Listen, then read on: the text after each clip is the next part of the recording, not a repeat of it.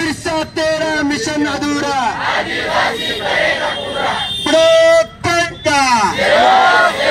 तर आता आपण आदिवासी मोर्चा नावाला लवकरच निवेदन द्यायला जाणार आहे।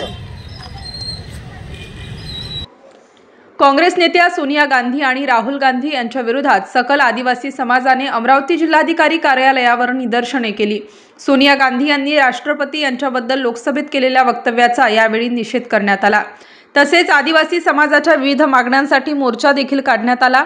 आदिवासी समाजाला वनहक्क प्रमाणपत्र, शाळांमध्ये मूलभूत सुविधा आणि जमिनीच्या हक्कांचे संरक्षण इत्यादी मागण्या यावेळी करण्यात आल्या। संपूर्ण अमरावती जिल्ह्यातील आदिवासी समाज बांधव या ठिकाणी अमरावती शहरामध्ये डॉक्टर बाबासाहेब आंबेडकर यांचा जो पुतळा आहे इरविन चौकातला, त्या ठिकाणी हारार्पण करून जिल्हाधिकारी कार्यालयावर आम्ही मोर्चा काढलेला आहे। मोर्चाचा जो उद्देश आहे तो असा की या देशामध्ये ज्या देशातील सर्वोच्च संविधानिक पदावर विराजमान असलेल्या महिला आहेत, त्या राष्ट्रपती महामहिम आदिवासी महिला आहेत द्रौपदीजी मुर्मूजी, त्या तिन्ही दलांच्या सेनाप्रमुख आहेत आणि त्या अत्यंत शक्तिशाली महिला आहेत।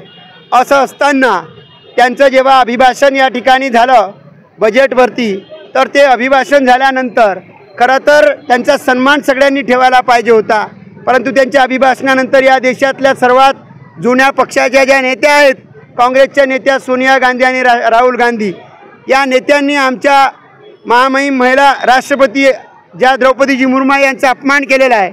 त्यांना पुअर लेडी म्हणून, म्हणजे आदिवासी महिला आहे म्हणून तुम्ही तिला बिचारी किंवा गरीब महिला म्हणता, म्हणजे सर्वात शक्तिशाली महिला असताना तिला तुम्ही कमजोर म्हणता।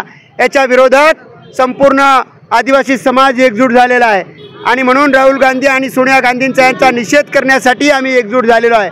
त्याबरोबरच महत्त्वपूर्ण आमच्या काही मागण्या आहेत की या अमरावती जिल्ह्यामध्ये जे वरुड, मोर्शी, अचलपूर आणि चांदूरबाजार तालुके आहेत, या ठिकाणी 50% जास्त लोकसंख्या असलेले आदिवासी गावं आहेत, ग्रामपंचायती आहेत, त्यांना पेसा कायदा लागू झाला पाहिजे ही आमची मागणी आहे।